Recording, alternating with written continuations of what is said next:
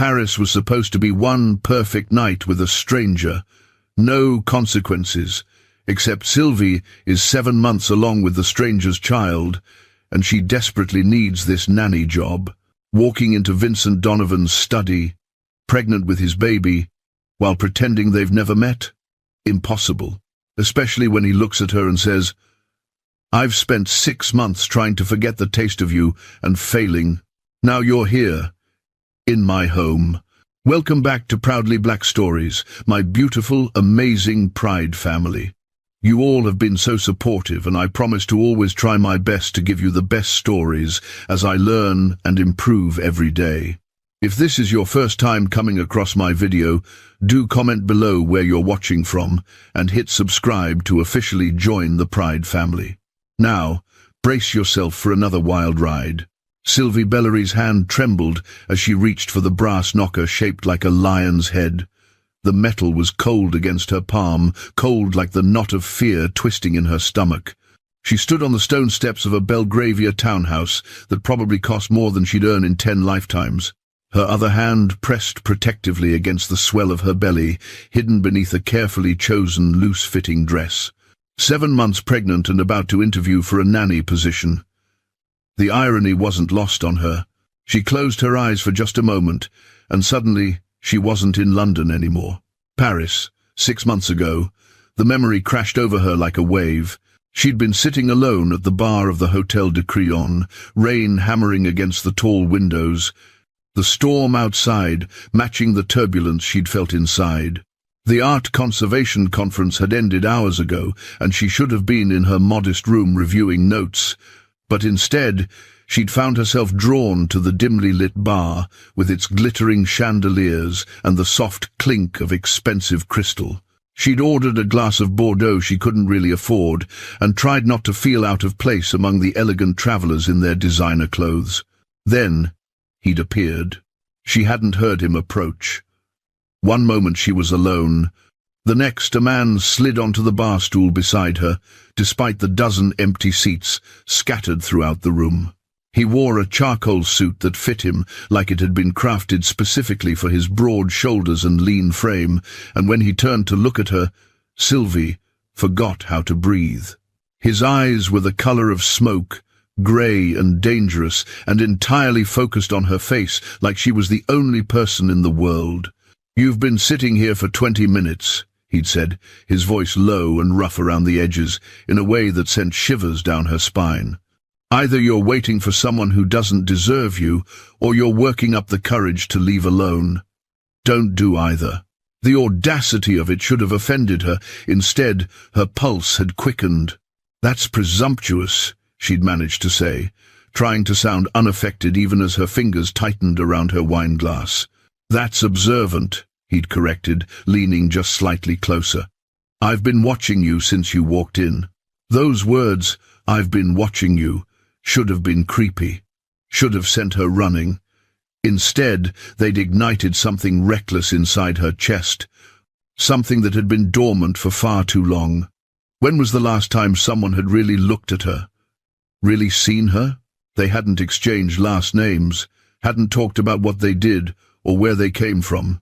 He'd told her to call him Vincent, and she'd given him only Sylvie, and somehow that anonymity had made everything feel both safer and more dangerous. The chemistry between them was immediate, electric, terrifying in its intensity. Every accidental brush of his hand against hers felt intentional. Every word he spoke seemed designed to unravel her. When he'd suggested they leave the bar, she'd known exactly what he was asking, and for the first time in her careful, cautious life, she'd said yes to something completely reckless. His room had been a suite overlooking the Place de la Concorde, all silk curtains and plush carpets, and a bed that looked obscenely large. The moment the door closed behind them, he'd pressed her against it, his hands framing her face. "I'm going to make sure you remember this," he'd said, his mouth hovering just above hers, close enough that she could feel the heat of his breath. "Remember me, even when you shouldn't." And God help her, she had remembered. Every touch, every kiss, every whispered word in the darkness. The way he'd learned her body like he was memorizing art, patient and thorough and utterly consuming. The way he'd made her feel beautiful and wanted and alive in ways she'd never experienced. When dawn broke over Paris, soft grey light filtering through the curtains, Sylvie had watched him sleep for exactly 3 minutes. Then she'd gathered her clothes, dressed in silence, and slipped out without leaving a note. It was supposed to be one perfect night, a beautiful memory. Nothing more. Except 5 weeks later, 2 pink lines on a pregnancy test had turned her entire world upside down. She'd tried to find him, Vincent, no last name, who'd been staying at one of the most expensive hotels in Paris. But the hotel wouldn't give out guest information, and she had nothing else to go on. No phone number, no email, nothing but the memory of his hands on her skin and his voice in her ear. So she decided to handle it alone. She was good at that, at being alone, at surviving. Her mother had raised her to be strong, to never depend on anyone. The baby would be hers, only hers, and she'd make it work somehow. Then, 2 weeks ago, desperately searching for employment that would provide stable income and possibly housing, she'd seen the job posting. Live-in nanny needed for 4-year-old girl, Belgravia location, generous salary, room and board included. She'd researched the employer as part of her application process. Vincent Donovan, billionaire tech investor, 34 years old, never married, guardian to his niece following his sister's death. The photo on his company website had stolen the air from her lungs. It was him, her anonymous stranger from Paris, looking severe and handsome in a business suit, his grey eyes staring at the camera with cool confidence. Her first instinct had been to withdraw her application immediately. But desperation was a powerful motivator. She needed this job.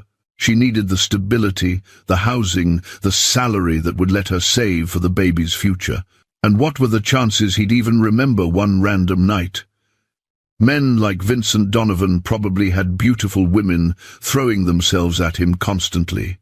She'd convinced herself he wouldn't recognize her, that she could take the job, stay professional, and he'd never need to know that the baby she was carrying was his. Now, standing on his doorstep, that plan seemed impossibly naive. The door swung open before she could knock, revealing a woman in her 50s with kind eyes and silver-streaked dark hair pulled into a neat bun. "Miss Bellary," the woman said warmly. "I'm Mrs. Kerala, the housekeeper. Please, come in." Sylvie stepped into a foyer that looked like something from a magazine.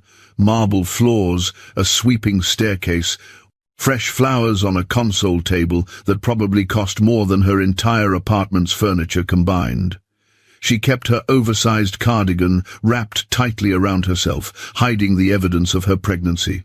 Have you ever been so nervous you felt like your heart might actually beat right out of your chest? "Mr. Donovan is in his study," Mrs. Kerala said, leading her down a hallway lined with what looked like original artwork. "He's very eager to meet you.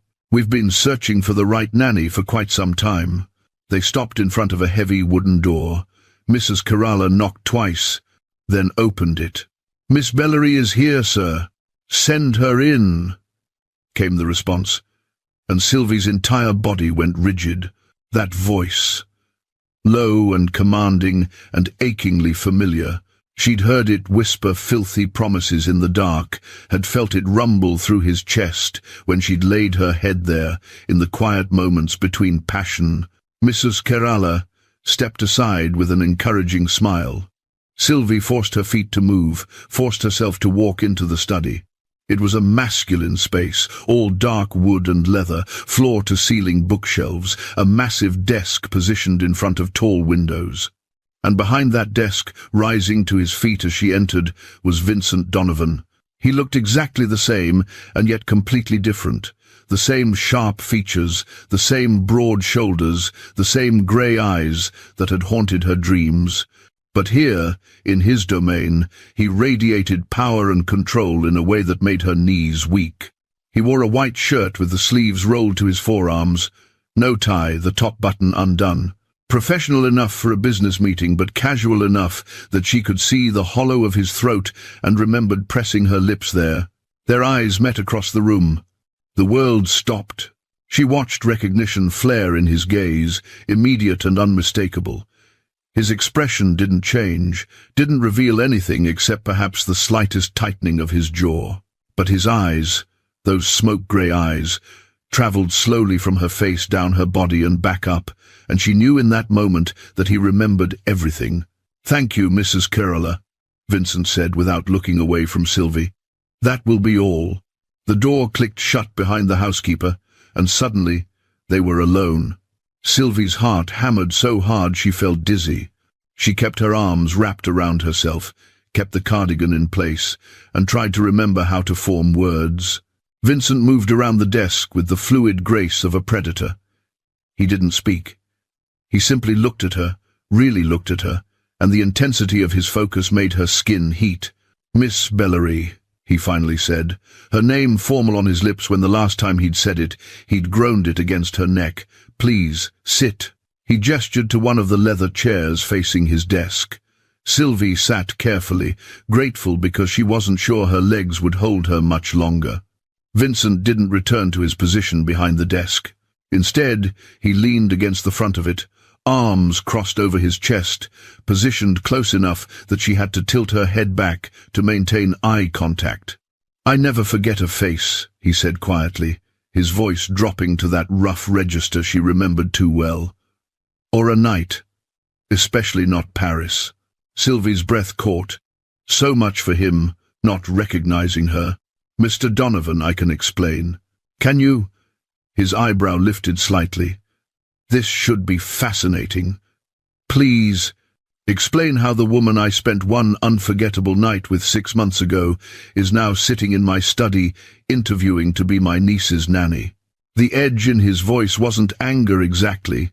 It was something more dangerous, something possessive that made her pulse race.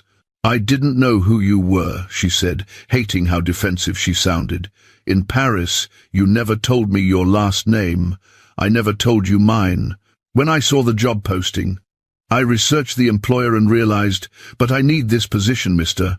Donovan. I need the stability and the housing, and I'm qualified. I have references and experience, and— Does the father know you're here?" He interrupted, his gaze dropping pointedly to where her cardigan concealed her stomach. "Interviewing to care for someone else's child while carrying his?" The question was like a slap. Sylvie's hands instinctively moved to her belly, protective, and the movement made the cardigan shift. Vincent's eyes tracked the motion, and she watched his entire body go still. "There is no father," she said, lifting her chin. "I'm handling this alone." Something flickered across his face, too fast to read. He was silent for a long moment, and then he straightened, towering over her. "Stand up," he said. "What?" "Stand up, Sylvie."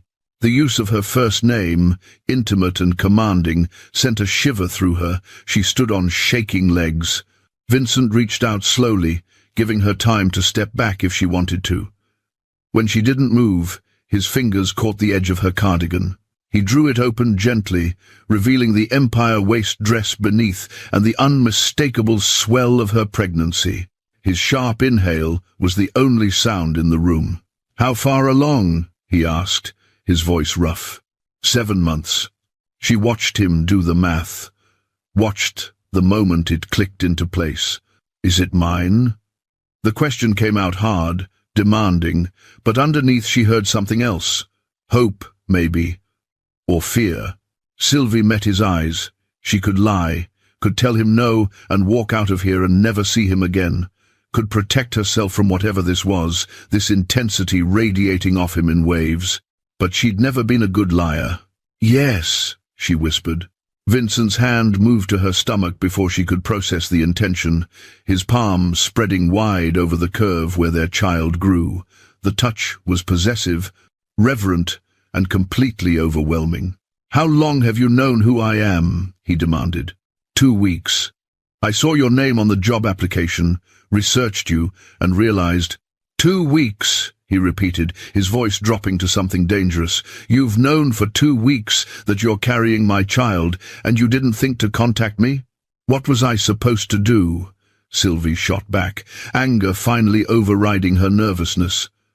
Show up at your office? Call your secretary? Hi. You don't know me, but your boss got me pregnant during a one-night stand in Paris. Can I speak to him, please? You could have tried. He bit out. Why? She pulled away from his touch, needed distance to think clearly. You think a billionaire wants some nobody showing up pregnant, claiming a baby is his? I have nothing, Mr. Donovan. No money, no connections, no proof except my word. Why would you believe me? Why would you want this? Vincent stared at her like she'd slapped him.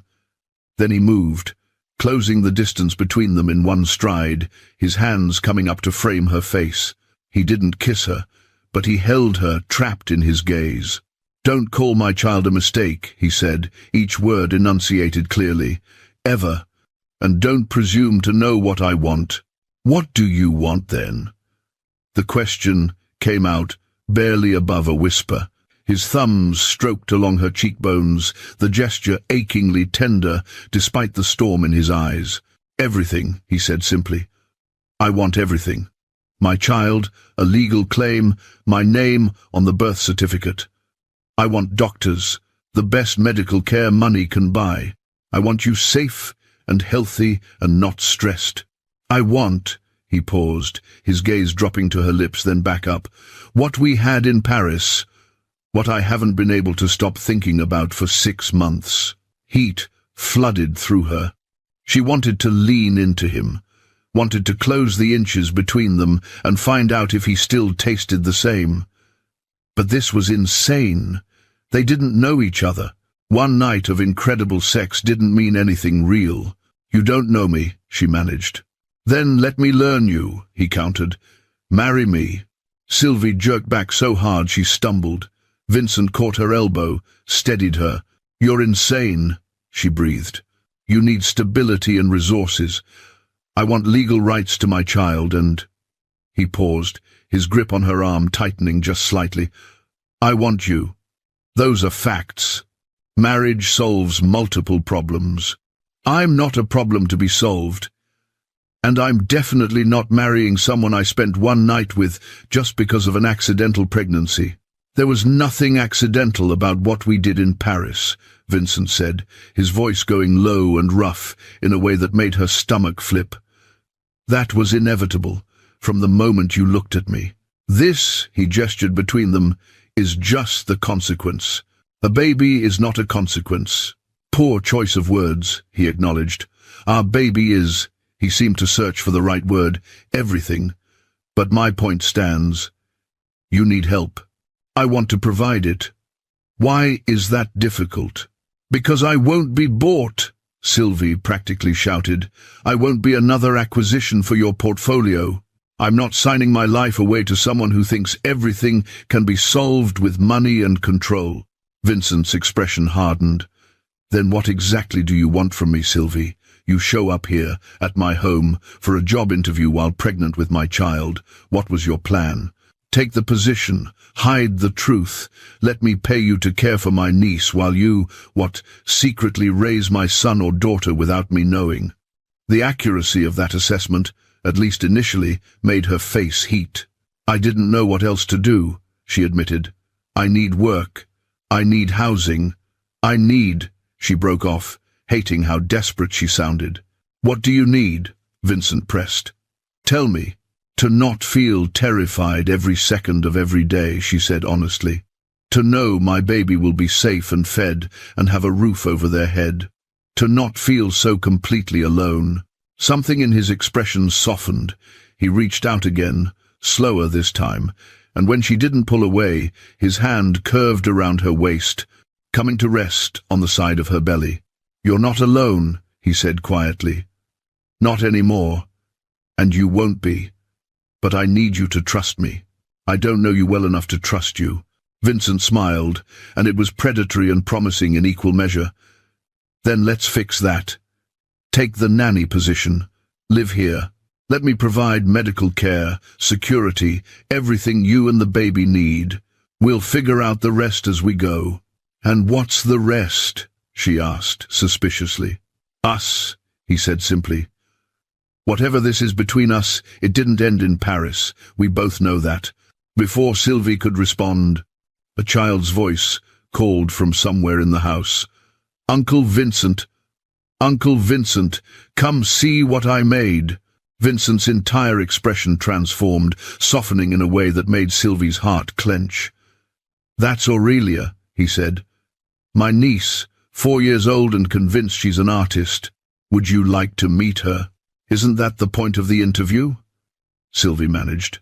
"The interview is over," Vincent said. "You're hired. This is just—" He paused, "letting you see what you're getting into." He kept his hand on her waist as he guided her from the study, and Sylvie told herself she should pull away, maintain professional distance. But the warmth of his palm through the thin fabric of her dress felt grounding, and she was so tired of being untethered. They found Aurelia in a sunlit room that had clearly been converted into a playroom. The little girl had dark curls like Vincent and huge brown eyes, and she was covered in paint. A large canvas on the floor showed enthusiastic splashes of every color imaginable. "Uncle Vincent!" Aurelia beamed when she saw him, then her gaze shifted to Sylvie. "Who's that?" "This is Sylvie," Vincent said, and there was something in how he said her name, something possessive and warm. "She's going to be your new nanny." "Really?" Aurelia scrambled to her feet, completely unconcerned about the paint she was spreading everywhere. "The last nanny was mean. She didn't like my paintings." "I think your paintings are wonderful," Sylvie said honestly, crouching down to Aurelia's level with some difficulty given her belly. "Very expressive." Aurelia's eyes went wide as she noticed Sylvie's stomach. "Do you have a baby in there?" "I do," Sylvie confirmed. "Can I touch it?" Sylvie glanced up at Vincent, who was watching the interaction with an intensity that made her nervous. He gave a subtle nod. "Gently," Sylvie said. Aurelia placed her small, paint-covered hand on Sylvie's belly. As if on cue, the baby kicked. Aurelia gasped with delight. "It moved!" She looked up at Vincent. "Uncle Vincent, the baby moved." "I saw, sweetheart," Vincent said, but his eyes were on Sylvie. "Is it a boy or a girl?" Aurelia asked.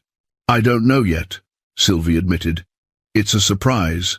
"I hope it's a girl," Aurelia declared. "Then we can be friends." The simple acceptance, the easy joy on the child's face, made Sylvie's throat tight. When was the last time anything in her life had been simple? "Why don't you show Sylvie your room?" Vincent suggested. "Let her see where you sleep and play."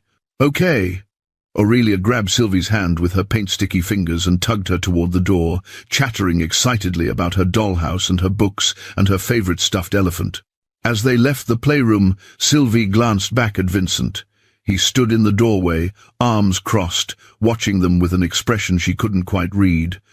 But the heat in his gaze was unmistakable, and it promised this was far from over. The rest of the afternoon passed in a blur. Aurelia showed her every corner of the townhouse she was allowed in, talking non-stop. Mrs. Kerala brought tea and small sandwiches.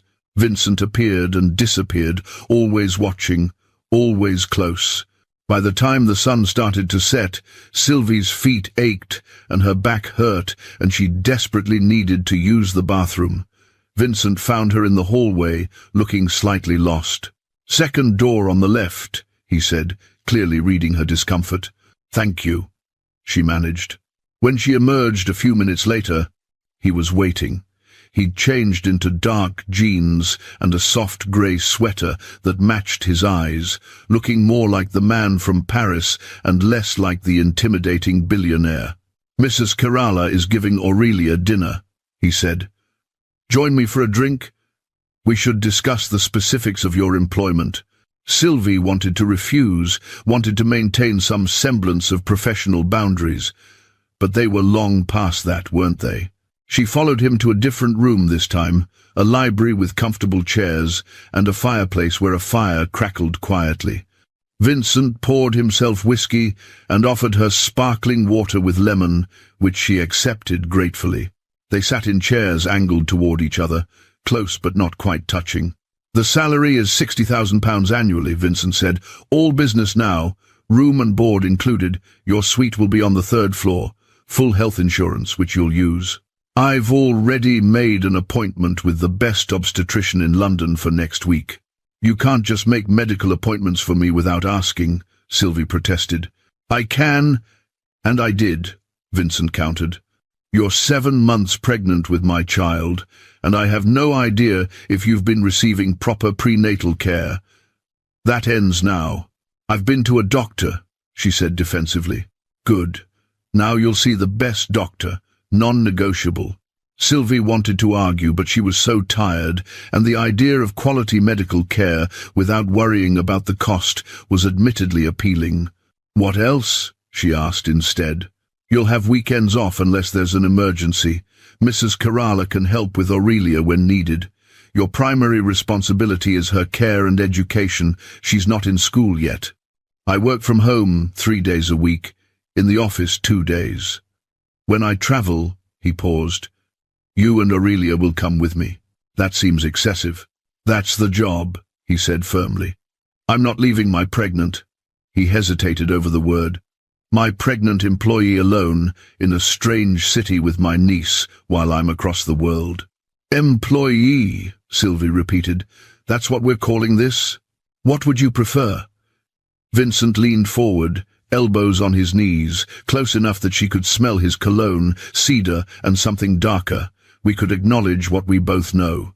That I've spent 6 months trying to forget the taste of you, and failing. That you're sitting 3 feet away from me right now, and it's taking everything I have not to close that distance. That this arrangement, you living in my home, is either the best or worst idea I've ever had. Her breath caught. What happened to professional boundaries? There's nothing professional about this, he said bluntly.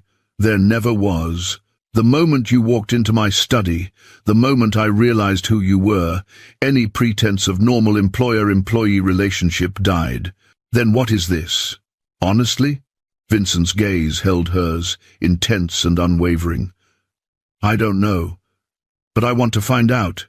And I think you do too, or you wouldn't have agreed to take this job. I need this job, she corrected. You need a job, he agreed. But there are other positions in London, other families looking for nannies.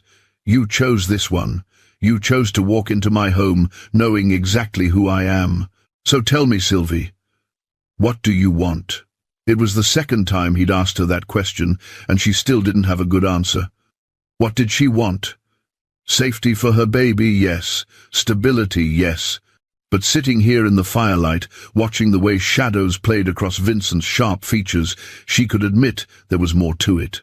She'd thought about him constantly since Paris, had dreamed about him, woken up reaching for him, caught herself remembering the sound of his voice, saying her name. One night shouldn't have left such a mark, but it had. I want, she started, then stopped. Tried again. I want to know this is real. That you're not just reacting to the shock of finding out about the baby. That in a week or a month you won't resent me for complicating your life. Vincent set down his glass and stood.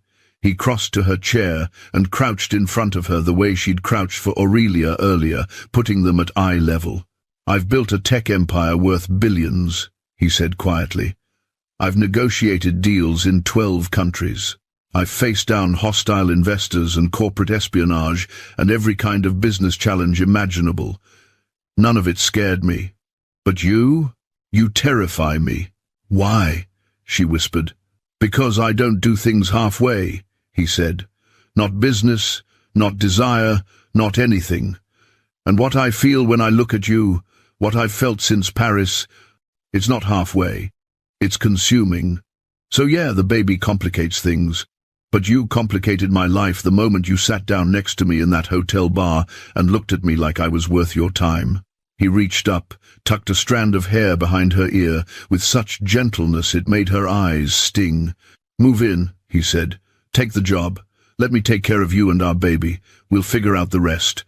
No pressure, no expectations beyond that. Can you do that? Could she? Could she walk into this knowing how dangerous it was, how easily she could fall for him, how much power she'd be giving him over her life? "What if it doesn't work?" she asked. "What if we can't stand each other after a week?" "Then we'll adjust," Vincent said simply. "But you'll still have a job, still have housing, still have medical care. Those things won't change based on whatever happens between us personally. You have my word. And that should mean something?" "Your word?" His jaw tightened. "It should mean everything. I don't break promises, Sylvie. When I commit to something, I see it through." The intensity in his eyes made her believe him. Maybe she was being naive. Maybe she was setting herself up for disaster. But she was so tired of being alone, of being scared, of trying to handle everything by herself. "Okay," she said. "I'll take the job. I'll move in." The smile that crossed Vincent's face was triumph and relief and something darker, something possessive that made her stomach flip. "Good," he said. "You can start immediately. Move in this weekend. I'll have Mrs. Kerala prepare your suite." "This weekend? That's 2 days away." "Problem?" he asked, eyebrow raised. "I need time to pack, to give notice on my apartment, to—" "I'll send movers," he interrupted. "They'll pack everything, handle all of it. You just need to supervise. And I assume you're month to month on rent? I'll cover breaking the lease." "You can't just throw money at everything," she protested weakly. "Watch me," he said. Then, more gently, "Let me help, Sylvie. Let me make this easier." How could she argue with that? She nodded, overwhelmed. Vincent stood, held out his hand to help her up. When she was on her feet, he didn't let go. "Thank you," he said quietly. "For what?" "For trusting me. For giving me a chance to know my child. For—" he paused. "Being here." They stood too close. His hand warm around hers, the fire crackling in the background.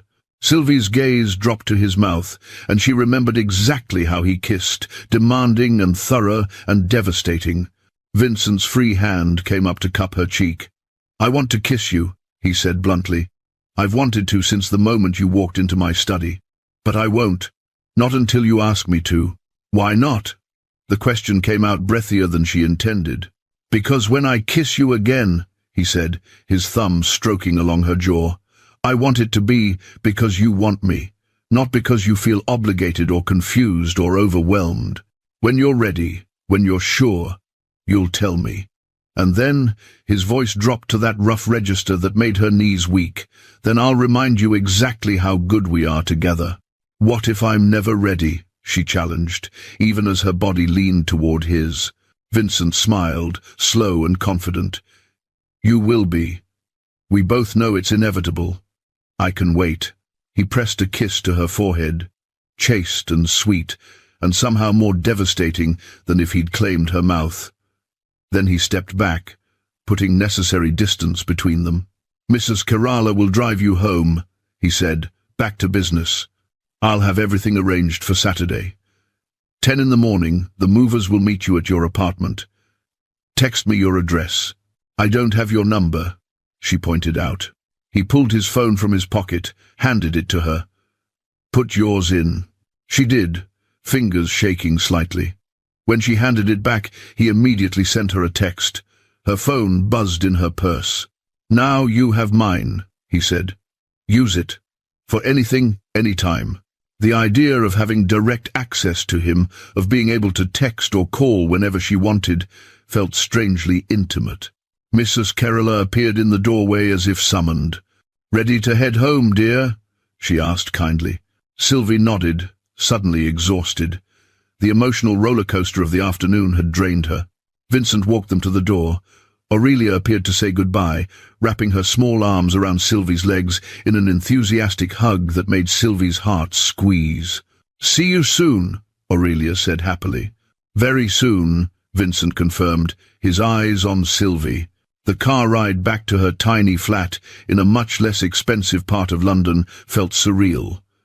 Had that actually happened? Had she really just agreed to move into Vincent Donovan's home, to live under his roof, while pregnant with his baby? Her phone buzzed.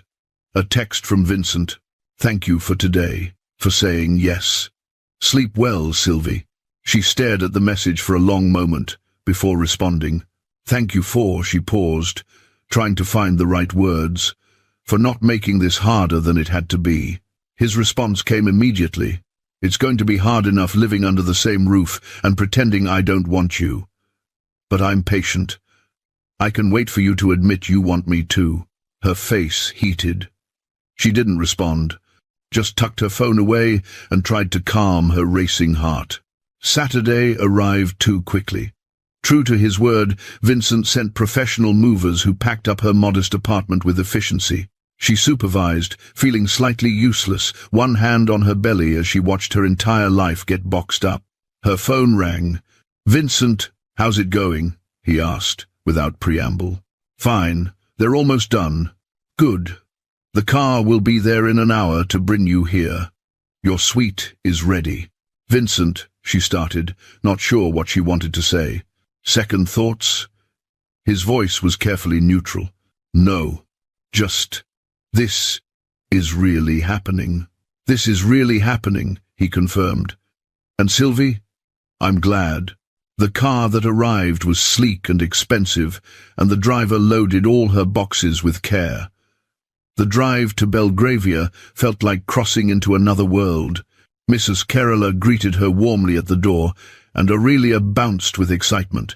Vincent was in his study on a call, but appeared within minutes, ending his conversation the moment he saw her. "Welcome home," he said, and the way he said home made something in her chest tighten. Her suite on the third floor was bigger than her entire previous apartment. A bedroom with an ensuite bathroom, a sitting area, walk-in closet, everything decorated in soft creams and blues. On the dresser sat a vase of fresh peonies, her favorite flower. "How did you know?" she asked Vincent, who'd accompanied her upstairs. "Know what?" "That peonies are my favorite." His expression was unreadable. "I pay attention." Right, because he'd investigated her, had probably read some interview or social media post where she'd mentioned it. The thought should have bothered her more than it did. The movers brought up her boxes, and Vincent directed them with quiet authority. When they left, Sylvie stood in the middle of her new room, feeling overwhelmed. "I'll let you settle in," Vincent said from the doorway. "Dinner is at 7. Casual, just family." "Family," she repeated. "You." "Me, Aurelia," he clarified. "That's family now." After he left, Sylvie sat on the bed and let herself process. She was here, living in Vincent Donovan's home, about to have his baby. Her life had become unrecognizable. That first week was an adjustment. Sylvie fell into a routine with Aurelia easily enough. The little girl was sweet and affectionate and desperately needed stability. But Vincent was everywhere. He worked from home most days, appearing in doorways, watching her with Aurelia, his presence a constant awareness under her skin. He was unfailingly polite, respectful of her space, but there was always heat simmering beneath the surface. Like when she reached for a book on a high shelf in the library, and suddenly he was behind her, his chest against her back, his arm extending over her head to grab it. "Let me," he'd said, his breath warm on her neck. "I can manage," she'd protested, even as her body went liquid at his proximity. "I know you can," Vincent had said, his voice dropping low. "But I'm not going to stand here and watch you strain yourself carrying my child when I can help." He'd handed her the book and stepped back, but not before she felt the tension in his body, the restraint it cost him to maintain distance. Or the night she couldn't sleep, the baby active and her back aching, and she'd wandered down to the kitchen at 2 in the morning. She'd found Vincent there in low-slung sleep pants and nothing else, his chest bare and distracting as he nursed a glass of whiskey. "Can't sleep?" he'd asked, those grey eyes tracking her movements as she entered. "The baby's kicking," she'd explained, one hand on her belly. "May I?" Vincent had asked, just like that first day. She'd nodded, unable to speak, and he'd crossed to her. But instead of standing, he'd dropped to his knees in front of her, placed both hands on her belly, gentle and reverent. The baby had kicked against his palms, and she'd watched his eyes close, his expression transforming into something awed. "Feels real now," he'd murmured. "It's been real for me since the positive test," she'd managed, her voice shaking. He'd looked up at her from his knees, and the position, the intimacy of it, had stolen her breath. "I'm sorry you went through that alone," he'd said quietly, "finding out, being scared, all of it. But you're not alone anymore. I'm here. I'm not going anywhere." The moment had stretched, charged and dangerous, and then Mrs. Kerala's footsteps had sounded in the hall. They'd sprung apart like guilty teenagers. Now, a week after moving in, Sylvie was helping Aurelia with a puzzle when Vincent appeared in the playroom doorway. "Sylvie, a word," he said. She followed him to his study, curious and slightly nervous. He closed the door behind them and turned to face her. "I have a situation," he said without preamble. "My business partner, Tatienne Marchand, is stopping by this afternoon. She doesn't know about the baby or—" He paused. "About us." "There is no us," Sylvie pointed out. "I'm your employee." Vincent's expression hardened. "Is that what we're pretending? What else would we call it?" He crossed to her, in 2 strides. Not touching but close enough that she had to tilt her head back to maintain eye contact. "How about the truth?" he said. "That I think about you constantly. That having you under my roof is both the best and worst form of torture. That I lie awake at night knowing you're just down the hall and I want—" He broke off, his jaw tightening. "Want what?" she whispered. Vincent's hand came up to cup her face, thumb stroking along her cheekbone. "Everything. I want everything with you. But I made you a promise. I won't push. So yes, to Tatienne and the rest of the world, you're my employee. But don't think for a second that's all you are to me." Before Sylvie could respond, before she could process the intensity in his eyes or the way her heart was racing, the doorbell rang. Vincent stepped back, put necessary distance between them. "That'll be her. Just be prepared. Tatienne can be territorial." "Territorial? About what?" "Me," he said bluntly. "We were involved briefly, years ago. She'd like to revisit that. I wouldn't." Why was that information making Sylvie feel possessive and jealous? She had no claim on Vincent, not really. Mrs. Kerala's voice carried from the foyer, and moments later a woman appeared in the study doorway. She was stunning, all sleek blonde hair and designer clothes, and the kind of effortless elegance that made Sylvie feel frumpy in her comfortable maternity dress. "Vincent, darling," the woman, Tatienne said, gliding into the room like she owned it. She air-kissed both his cheeks, her hands lingering on his shoulders. "You've been avoiding my calls." "I've been busy," Vincent said, stepping away from her touch. His hand went to Sylvie's lower back, proprietary. "Tatienne, this is Sylvie Bellery, Aurelia's new nanny. Sylvie, my business partner. Tatienne Marchand." Tatienne's gaze raked over Sylvie, sharp and assessing, lingering on her pregnant belly with barely concealed distaste. "The nanny," Tatienne said, her smile not reaching her eyes. "How? Domestic." "Sylvie is excellent with Aurelia," Vincent said, his hand still warm on her back. "We're lucky to have her." "How far along are you, dear?" Tatienne asked, the endearment somehow sounding condescending. 7 months, Sylvie said, lifting her chin. "And the father?" "Is none of your concern," Vincent cut in, his voice hard. Tatienne's eyes sharpened, darting between them. "Of course. My apologies." She turned her full attention to Vincent. "We need to discuss the Paris investors. They're getting impatient about the timeline." Paris. That word hung in the air, loaded with meaning for Vincent and Sylvie. "We can discuss it later," Vincent said. "I have a meeting in 10 minutes. "It has to be today," Tatienne pressed. "The deal is worth £50 million, Vincent. You can't keep putting it off." "Fine," Vincent said curtly. "Give me an hour. We'll talk then." Tatienne smiled, victorious. "Perfect.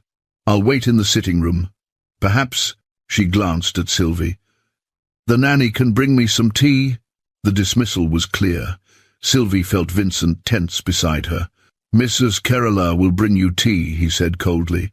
"Sylvie's responsibilities are to my niece, not to you." After Tatienne left, Vincent turned to Sylvie. "Ignore her. She's difficult. She wants you," Sylvie said flatly. "And I don't want her," Vincent countered. "Haven't for years. But we're tied up in business together, so I have to maintain some level of professional relationship. Does she know about the baby? That it's yours?"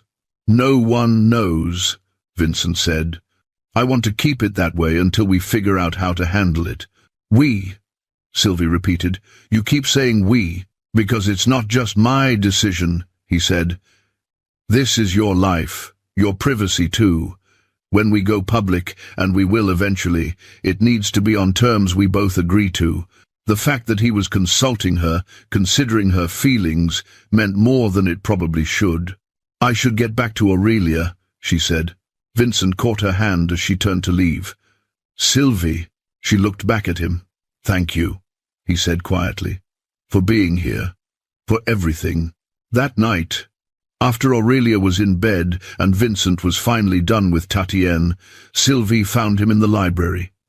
He looked exhausted, tie loosened, hair mussed like he'd been running his hands through it. "Bad meeting?" she asked.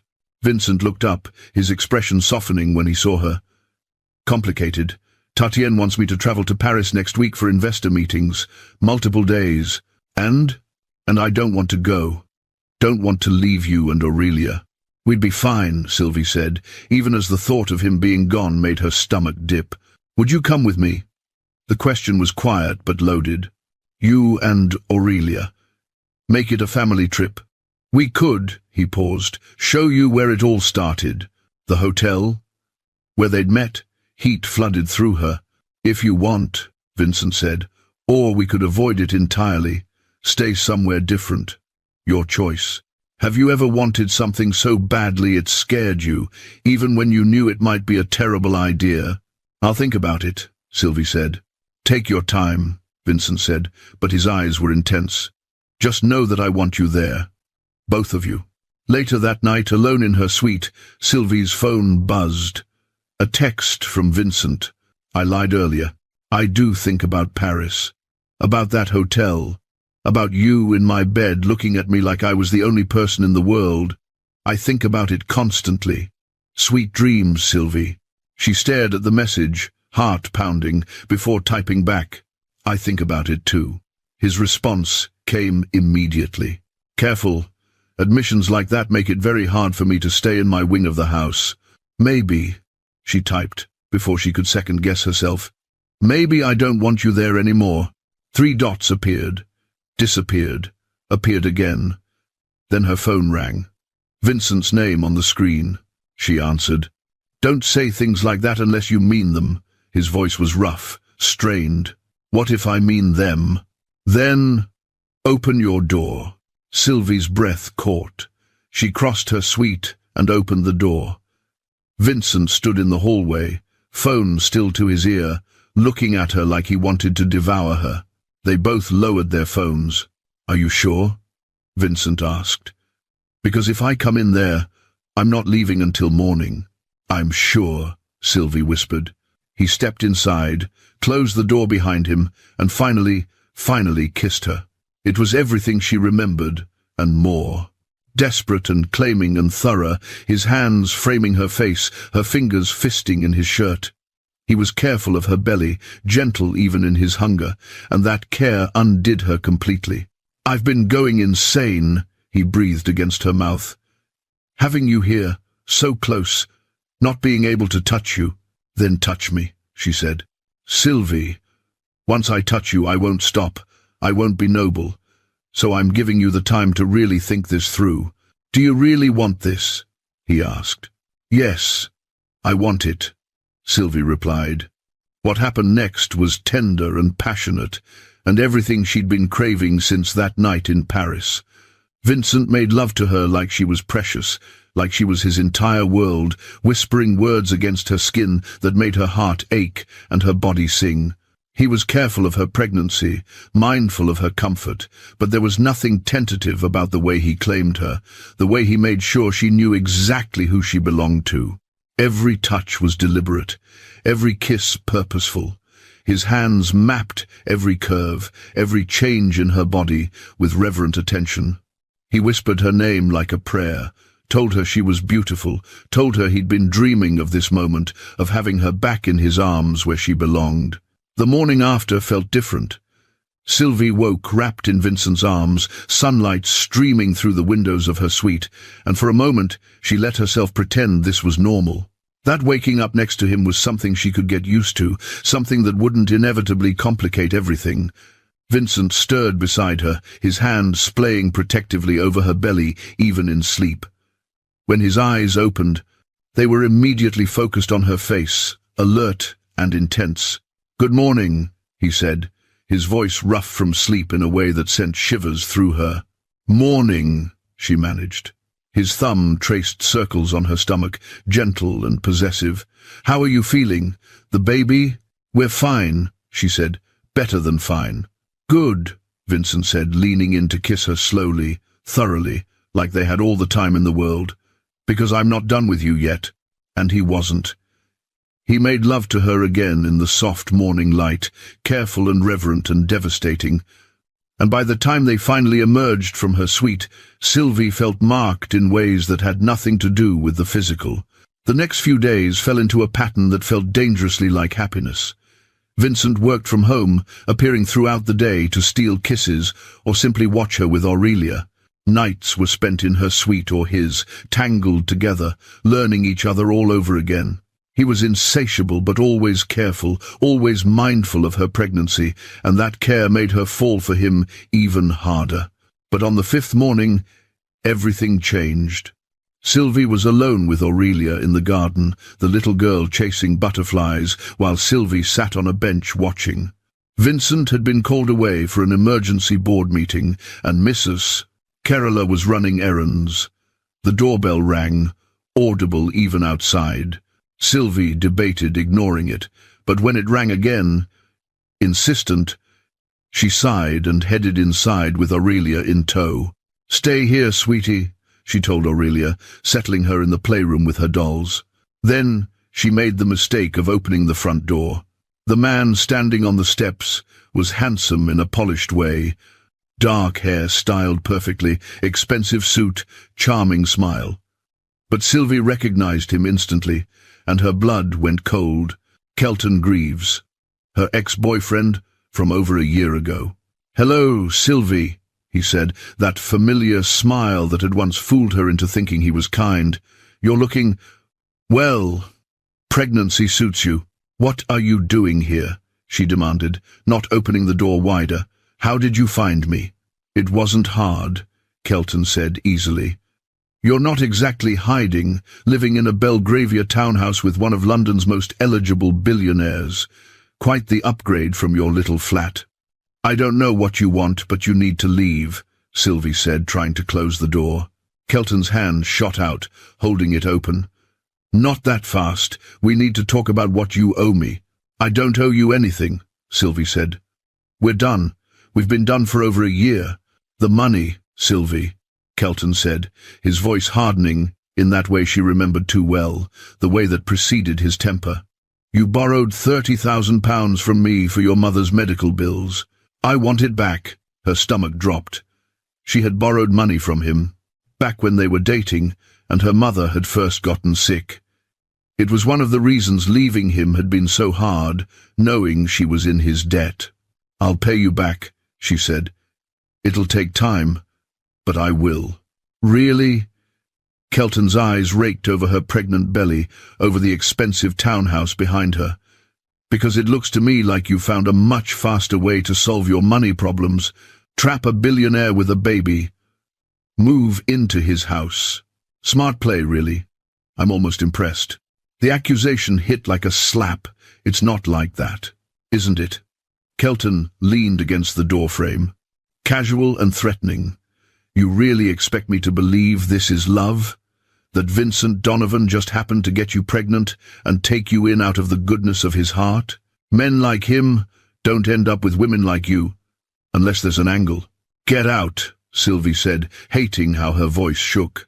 I will, Kelton said, after we discuss terms. £50,000 and I'll disappear. Keep quiet about your little gold-digging scheme.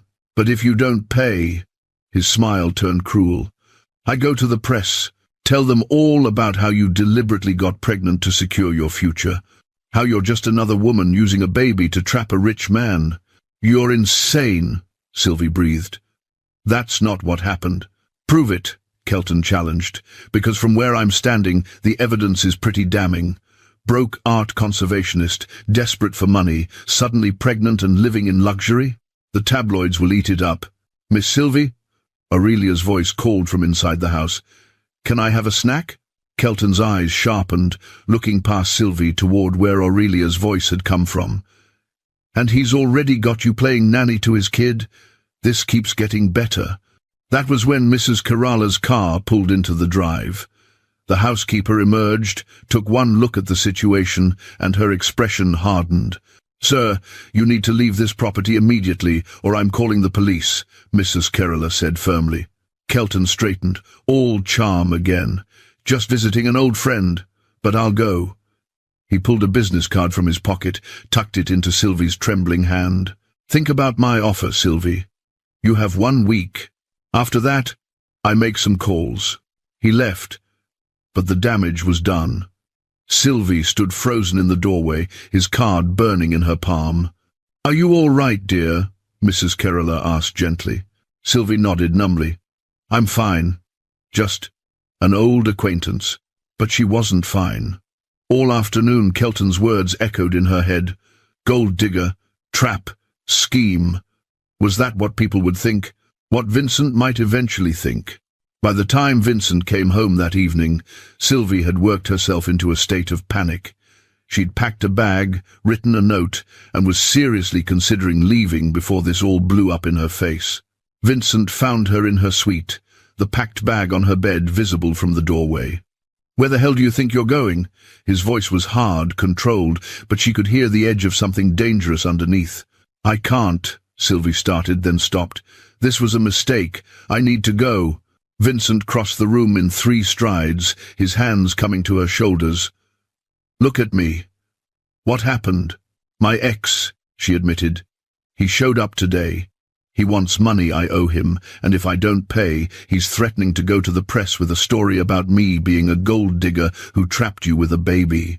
Vincent went very still. His name, Kelton Greaves. Something flickered in Vincent's eyes, recognition maybe. And you were planning to run, instead of telling me? I don't want to drag you into my mess, Sylvie said. Don't want him to destroy your reputation or make you think that he's right about me. Vincent's hands slid from her shoulders to cup her face, forcing her to meet his eyes. Do you really think so little of me? That I'd believe some pathetic ex over you? You investigated me, she reminded him. You know I borrowed money from him. You know I was desperate. What if he's right? What if it looks like I... Stop, Vincent interrupted, his voice sharp. I know about Kelton. I know about the £30,000. I know he was emotionally abusive, and you left him despite the debt because staying was destroying you. I know all of it, Sylvie. She stared at him. How? Because I research everything that matters to me, he said bluntly. And you matter. You've mattered since Paris, maybe even before. Before? What does that mean? Vincent's jaw tightened. He released her face, stepped back, ran a hand through his hair. There's something I need to tell you. Something I should have told you before. The confession in his voice made her nervous. What? Vincent crossed to the window, looked out at the darkening sky. I told you I investigated you after Paris. That was true. But what I didn't tell you was that I'd seen you before that night. 2 months before Paris, I attended a charity art auction. You were there, representing your gallery. I watched you describe a painting to potential buyers, and He paused. I couldn't look away.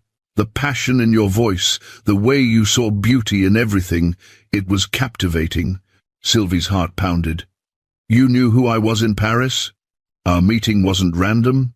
The meeting was random, Vincent said, turning to face her. I didn't know you'd be at that hotel, had no idea you were in Paris at all. But when you sat down next to me in that bar, yes, I recognized you immediately. I knew your name, knew about your career, knew you were exactly the kind of woman who could ruin me. Ruin you? She repeated. Make me want things I'd convinced myself I didn't need, he clarified. Connection, intimacy, something real, instead of the endless parade of meaningless interactions that made up my life. So yes, I knew who you were. And I pursued you anyway because I'm selfish, and I wanted you. Sylvie felt like the ground was shifting under her feet. You lied to me, let me think it was fate, something special. It was special, Vincent said intensely. Knowing your name didn't change what I felt when you looked at me. Didn't change how you made me feel alive for the first time in years. I'm not proud of the deception, but I won't apologize for wanting you. I don't know what to feel right now, Sylvie admitted. About any of this. Feel angry, Vincent said. Feel betrayed if you need to. But don't run. Don't let Kelton win by making you doubt yourself, or what we have. What do we have? She asked. Really? Vincent crossed back to her, pulled her close despite her stiff posture. We have a child on the way. We have chemistry that hasn't faded despite months apart. We have something worth fighting for. If you're brave enough to fight. And Kelton is not your problem anymore, Vincent said, something cold entering his voice. I'll handle him. How? By paying off the debt and making sure he understands that coming near you again would be inadvisable, Vincent said. You can't just throw money at this, Sylvie protested. Watch me, Vincent said, then more gently. Let me protect you, Sylvie. Let me handle the things I'm good at handling so you can focus on staying healthy and taking care of our baby, please. There was more she wanted to say, more she needed to understand about his investigation and the lies and all of it. But she was so tired, and the idea of not carrying this alone was seductive. Okay, she whispered. Okay. Vincent kissed her forehead, tender and possessive. Unpack your bag. You're not going anywhere. Over the next few days, Sylvie tried to push Kelton from her mind, but anxiety gnawed at her. Vincent assured her he was handling it, but he was tight-lipped about the details. Then, 4 days after Kelton's visit, everything came to a head. Sylvie was in the library with Aurelia when raised voices echoed from the foyer. Vincent's voice, hard and commanding, and another voice that made her blood freeze. Kelton, stay here, she told Aurelia, settling the little girl with a book. Don't move, okay? She hurried toward the commotion and found Vincent blocking the doorway, his body language aggressive, while Kelton stood on the front steps looking smug. And beside Kelton, to Sylvie's shock, was Tatienne. You need to leave, Vincent was saying, his voice like ice. Now, before I have you arrested for trespassing. I'm here at Tatienne's invitation, Kelton said smoothly. She let me through the gate. Tatienne, what the hell are you doing? Vincent demanded, not taking his eyes off Kelton. Trying to save you from making a terrible mistake, Tatienne said coolly. This man has information you need to hear about your little nanny. There's nothing he can tell me that I don't already know. Vincent said, Really? Kelton pulled out his phone, started scrolling. Because I have emails, messages, documentation of how Sylvie planned this. How she researched you, targeted you, deliberately got pregnant to secure her financial future. Those are fabricated, Vincent said flatly. Are they? Kelton held up the phone. Looks pretty real to me. And I'm guessing the tabloids will think so too. That was when Sylvie stepped forward. Done with hiding. Those are lies. I didn't plan any of this. Kelton's smile was cruel. Prove it. She doesn't have to prove anything to you, Vincent said, and the rage in his voice was terrifying. You want money? Fine. Name your price to disappear forever. £500,000, Kelton said immediately. Vincent laughed, cold and harsh. You think you're worth $500,000? Try again. I think your reputation is worth that much, Kelton countered. Because if I go to the press, if these documents get out, You'll be the billionaire fool who got trapped by a nobody. Your business will suffer, your image will take a hit, and she, he jerked his chin towards Sylvie, will be destroyed. So yes, 500,000. Sylvie felt sick. This was spiraling out of control. Then Kelton made his fatal mistake. He stepped towards Sylvie, reached for her wrist. "Tell him," he demanded. "Tell him the truth about us, about why you really came here." Vincent moved like lightning. 1 second Kelton was touching Sylvie, the next he was slammed against the doorframe, Vincent's forearm across his throat. "Touch her again," Vincent said quietly, each word enunciated with deadly precision, "and I will break every bone in your hand, then your arm, then whatever else I feel like breaking. Do you understand me?" Kelton's eyes widened, genuine fear flickering across his face. "Vincent," Sylvie said, worried he'd actually hurt Kelton despite how much the man deserved it. Vincent ignored her, his attention laser-focused on Kelton. "You think you can threaten her, extort me, come into my home and make demands? Here's my counteroffer. You get nothing. Not a pound, not a penny. My lawyers will shred your fabricated evidence. My security team will ensure you never get near Sylvie or my family again. And if you try to sell your lies to the tabloids, I will bury you so deep you'll never see daylight. I will destroy every business relationship you have, every professional connection, every bridge you've ever built. I will make sure the only job you can get is shoveling shit in a stable, and even then you'll be lucky. Do you understand?" The absolute authority in Vincent's voice, the cold promise of ruination, made even Sylvie shiver. Kelton nodded frantically. "Good," Vincent said. He released Kelton, who stumbled back. "Security will escort you off the property. If you come back, I'll have you arrested. Get out." Kelton practically ran to his car. Vincent turned on Tatienne, who'd watched the whole exchange with wide eyes. "And you? Consider our partnership dissolved, effective immediately. I'll buy out your shares at market value. My lawyers will send the paperwork tomorrow." "Vincent, you can't be serious," Tatienne protested. "Over her, you're throwing away £100 million empire for some pregnant nanny? Every single time," Vincent said coldly, without hesitation. "Now get off my property before I have you removed too." Tatienne looked between Vincent and Sylvie, something like realization dawning. "You actually love her." Vincent's hand found Sylvie's back, possessive and protective. "That's none of your business. Leave." After Tatienne left, Vincent turned to Sylvie.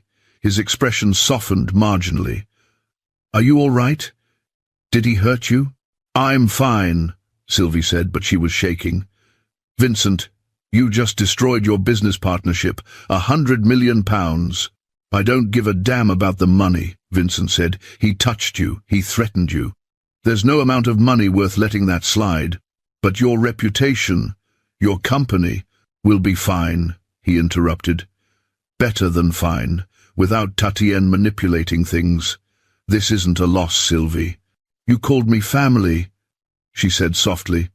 "To Kelton. You said your family." Vincent's hands came up to cup her face. "You are my family. You and Aurelia and our baby. That's what matters. Everything else is just noise." She should probably still be angry about his investigation, about the lies, about everything. But standing here with him, looking at her like she was precious, like she was worth burning his professional relationships for, it was hard to hold on to that anger. "I love you," she admitted. "I'm terrified, and it's probably stupid and too fast, but I love you." Vincent's eyes went molten. "Say it again. I love you, Vincent Donovan." "Come here," he said, kissing her hard and claiming, "I love you. I've loved you since Paris, since before Paris, if I'm honest. And now that I have you, I'm never letting go." That night, after Aurelia was asleep and the house was quiet, Vincent led Sylvie to his bedroom. Not hers, his. The master suite she'd never been in before, all dark colors and masculine furniture, and a bed that dominated the space. "I want you here," he said. Not down the hall, not in a separate room. Here, with me, every night. That's a big step, Sylvie said. We're having a baby together, Vincent pointed out. I think we're past worrying about steps. Fair point, she conceded. He undressed her slowly, reverent, his hands skating over her belly. You're so beautiful like this, he murmured, carrying my child, in my home, in my bed. It's everything I didn't know I needed. You're very possessive, she observed, breathless as his mouth followed the path his hands had traced. About you? Absolutely, Vincent confirmed. I won't apologize for it either. You're mine, Sylvie. Mine to protect, mine to pleasure, mine to love. Get used to it. And then he proceeded to show her exactly what he meant, taking his time, driving her to the edge again and again until she was sobbing his name. Afterward, wrapped in his arms, his hand splayed over their baby, Sylvie felt safer than she'd ever felt in her life. I want to tell people, Vincent said into the darkness. About us, about the baby. I'm tired of hiding you like you're a secret. Are you sure? Once people know, there's no taking it back. I'm sure, Vincent said firmly. I want everyone to know you're mine. I want legal ties, public acknowledgement, everything. Sylvie turned in his arms to face him. Are you asking me to marry you again? Yes, Vincent said, but different this time. Not because of obligation or duty, not to solve a problem. Marry me because you love me and I love you and we want to build a life together. What about the investigation, the lies about Paris? I'll spend the rest of my life making that up to you if you let me, Vincent said. I'll be transparent about everything from now on. No more secrets, no more controlling behavior without your consent. Just us, figuring this out together. Together, Sylvie repeated. Together, he confirmed. So what do you say? Will you marry me, Sylvie Bellery? Make me the luckiest bastard alive. She pretended to think about it, just to watch the anxiety flicker in his eyes. Then she smiled. Yes, yes, I'll marry you. Vincent kissed her like he was drowning, and she was air, desperate and grateful and thorough. When he finally pulled back, he was smiling, really smiling, and it transformed his entire face. I'm getting you a ring tomorrow, he said, something big and obscene so everyone knows you're taken. I don't need big and obscene, Sylvie laughed. Too bad, Vincent said. You're getting it anyway. And then we're planning a wedding. Small, intimate, as soon as possible. I want you legally bound to me, before our son is born. Our son? She raised an eyebrow. We don't know the gender yet. It's a boy, Vincent said confidently. I can feel it. And if it's a girl? Then I'll have 2 daughters to spoil and protect, he said, pressing a kiss to her belly. Either way, I win. The next few weeks were a blur of wedding planning and doctor's appointments, and slowly letting the world in on their relationship. Vincent bought her a ring that was indeed obscene, a flawless diamond that caught the light and screamed taken. He hired wedding planners who worked miracles, pulling together a small ceremony in just weeks. Sylvie's mother Celestine arrived from Prague, healthy and glowing, having responded beautifully to the experimental treatment Vincent had been funding. That was another revelation that had floored Sylvie. Vincent had been paying for her mother's cancer treatment for months, anonymously, hundreds of thousands of pounds worth of cutting-edge therapy at a private clinic. Why didn't you tell me? Sylvie had demanded when she found out. Because you would have tried to refuse, or felt obligated to me, Vincent had said. Your mother needed help, I could provide it. That was reason enough. You paid for her life, Sylvie had said, crying. And she gave me you, Vincent had replied simply. I'd say that makes us even. Now, with her mother staying at the townhouse and the wedding just days away, Sylvie felt like her life had become unrecognizable in the best possible way. She had a family, a home, a man who loved her with an intensity that still took her breath away. But nature had other plans. The snowstorm hit London 2 days before the wedding, unexpected and fierce. By evening, the city was blanketed in white, roads impassable, power flickering. Sylvie stood at the window of Vincent's bedroom, watching the snow fall, one hand on her belly. "It's beautiful," she said as Vincent came up behind her, wrapping his arms around her waist. "And dangerous," Vincent added. "We might need to postpone the wedding if this keeps up. As long as I get to marry you eventually, I don't care about the timeline," Sylvie said. "Good answer," Vincent murmured, kissing her neck. "Though I was looking forward to making you officially mine in 2 days."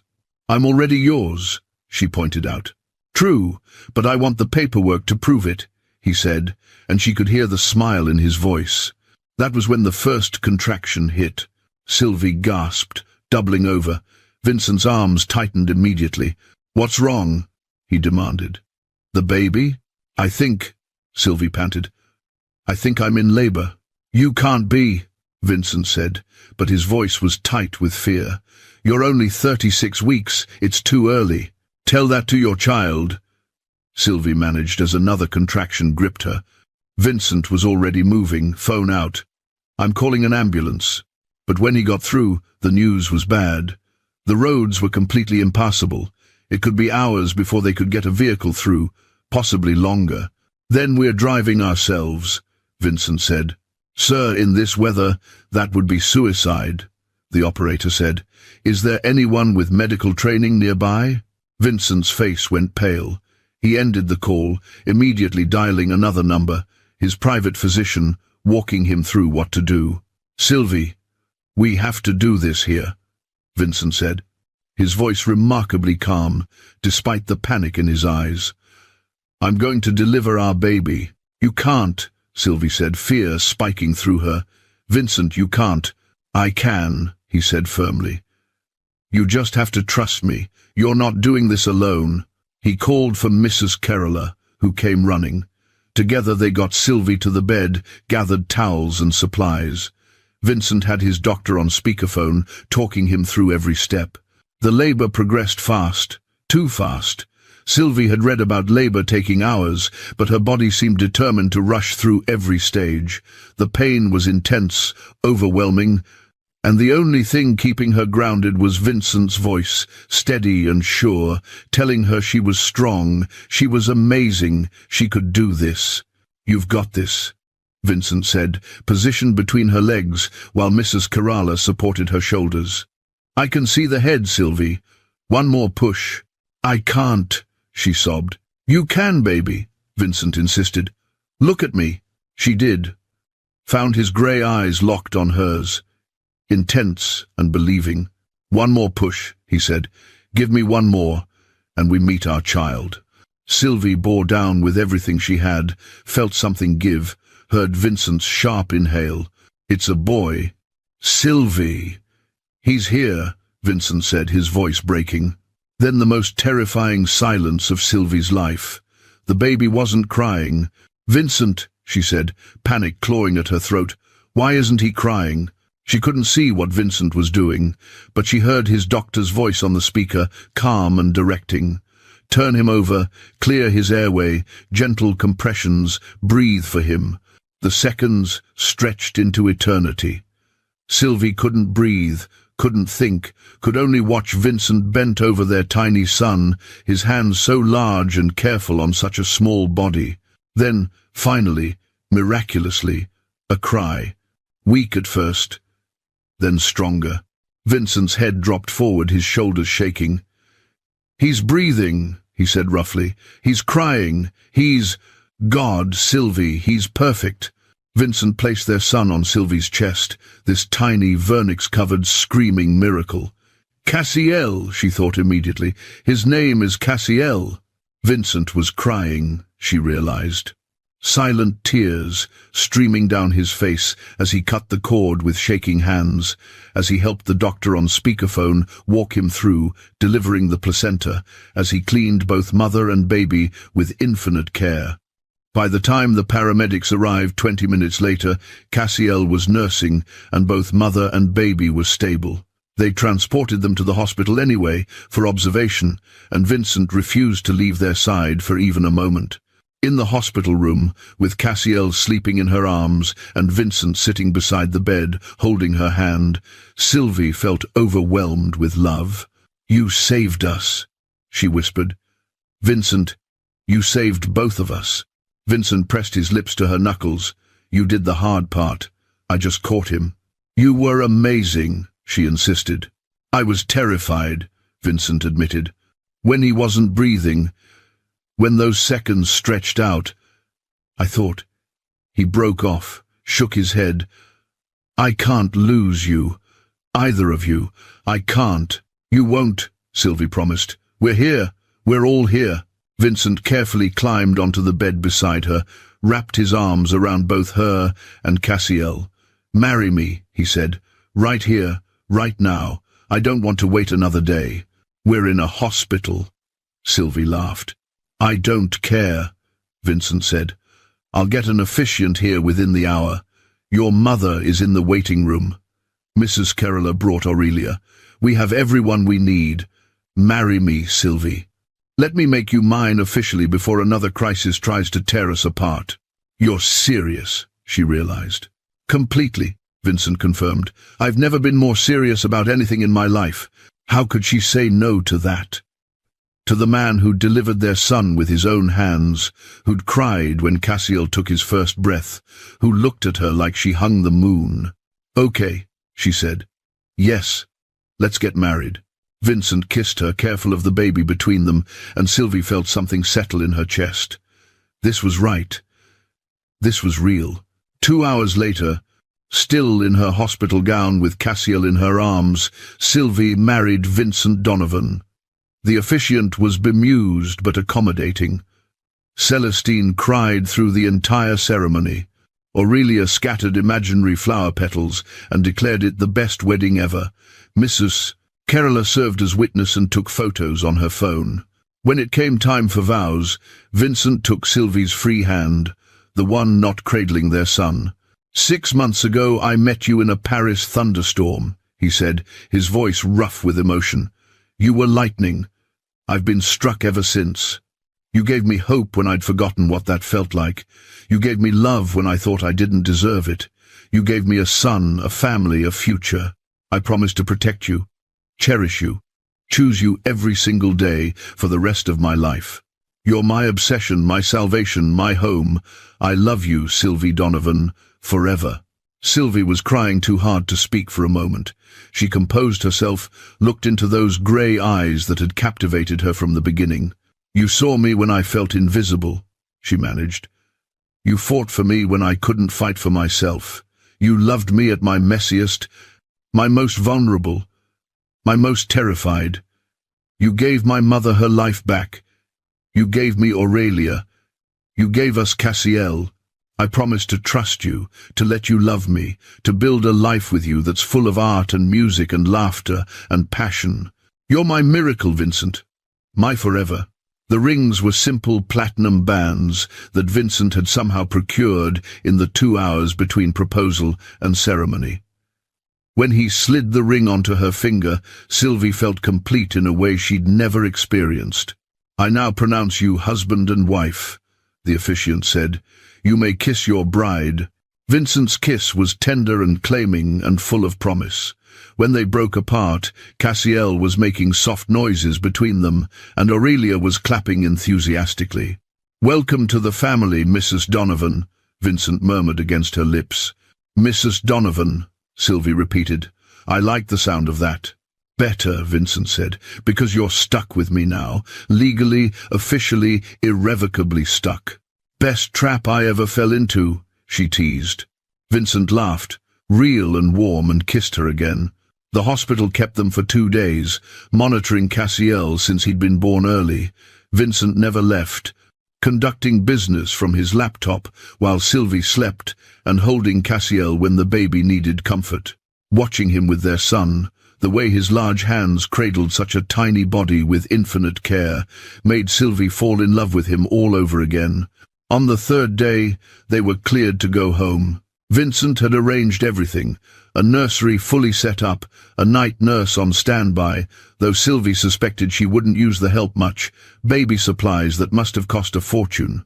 Coming home to the Belgravia townhouse as a married woman with her newborn son and her stepdaughter felt surreal. Aurelia was obsessed with Cassiel, constantly wanting to help, to hold him, to sing to him. Vincent was attentive to the point of being overprotective, hovering whenever Sylvie stood up too fast or lifted anything heavier than the baby. "You need to rest," he kept saying. "Let me handle it.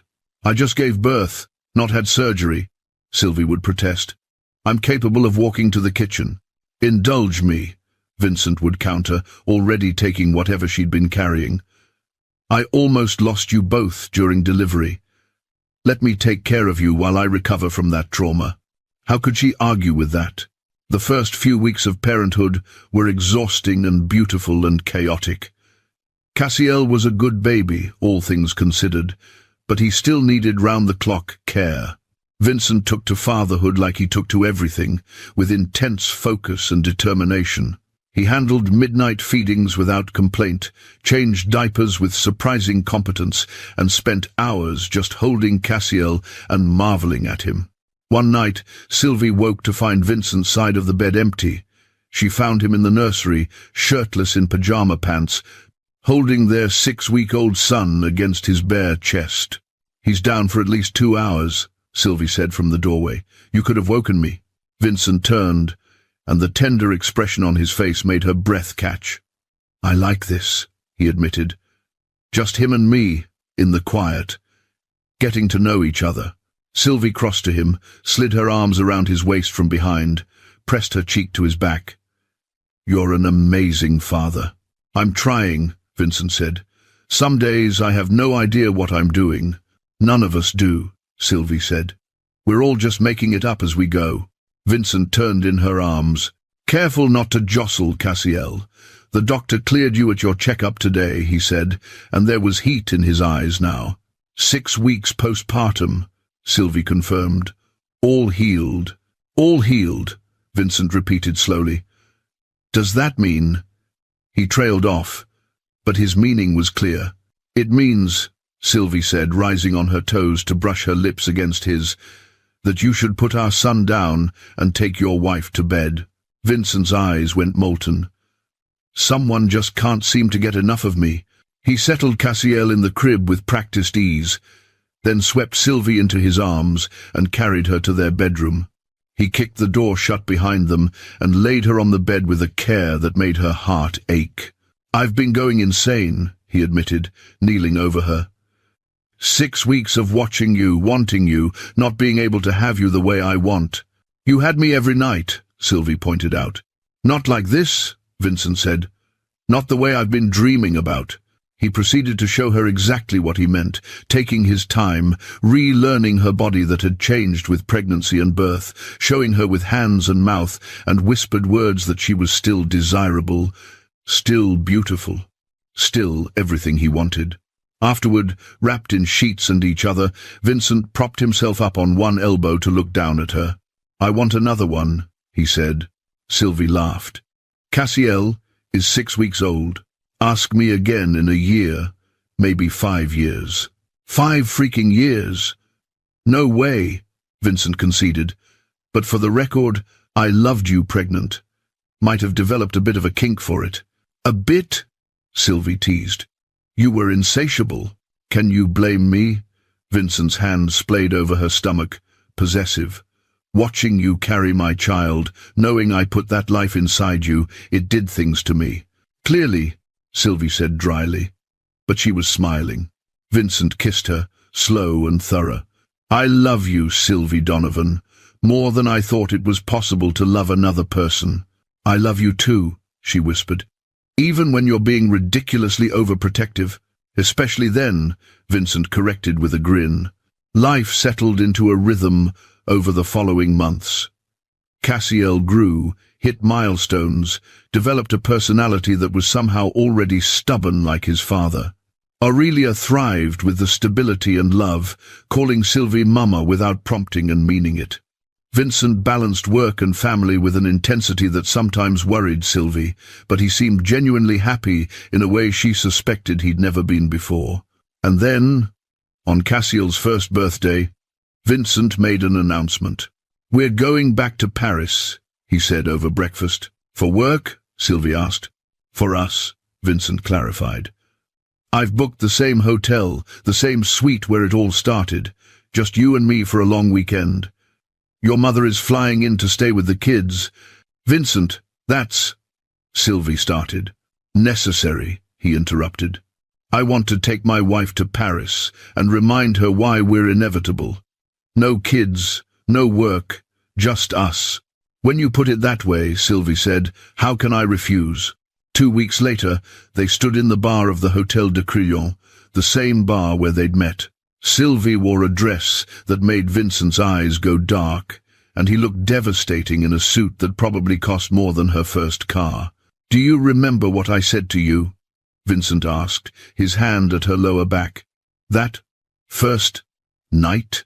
You told me I'd been sitting alone for 20 minutes, Sylvie recalled. "That I was either waiting for someone who didn't deserve me or working up courage to leave alone. And I told you not to do either," Vincent finished. "Best advice I ever gave." "Pretty presumptuous," Sylvie teased. "Also correct," Vincent pointed out. "You didn't leave alone that night, and you never will again." The bartender approached, smiled at them. "Anniversary? You could say that," Vincent said. "This is where I met my wife, where she changed my entire life without even trying, where he convinced me to take a chance on a stranger," Sylvie added. "Best decision you ever made," Vincent said. "Second best," Sylvie corrected. "Saying yes to you was the best." They toasted with champagne, the same vintage they'd shared that first night. Then Vincent leaned close, his lips at her ear. "I have the suite for 3 days," he murmured. "I plan to spend most of that time reminding you how good we are together. Think you can handle that?" "I think I can manage," Sylvie said breathlessly. "Good," Vincent said, "because I'm nowhere near done with you, Sylvie Donovan. This is just the beginning." And as he led her from the bar toward the elevators, Sylvie caught her reflection in a mirror. She looked happy, truly happy, in a way she'd never imagined possible when she'd nervously knocked on Vincent's door all those months ago. Later, wrapped in Egyptian cotton sheets with Paris glittering outside their window, Vincent's hand found her stomach. "Tell me something," he said lazily. "What? Are you pregnant again?" Sylvie's breath caught. "How did you know?" "I pay attention," Vincent said, propping himself up. "You've been tired, emotional, turned down wine at dinner twice this week. Either you're pregnant or you're hiding something else from me." "I was going to tell you this weekend," Sylvie admitted. "Surprise you in Paris." Vincent's smile was pure masculine satisfaction. "How far along?" 8 weeks, she said. "I found out last week." "So we made this baby," he calculated quickly, around Cassiel's first birthday.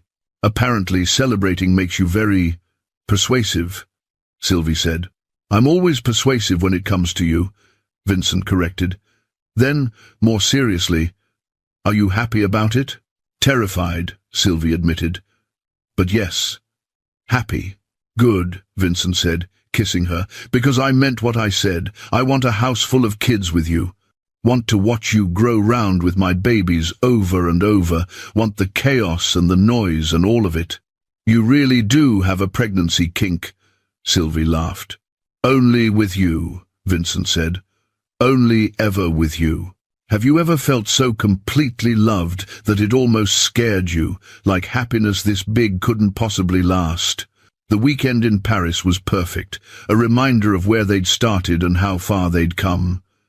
When they returned to London, to their children and their life, Sylvie felt more settled than ever.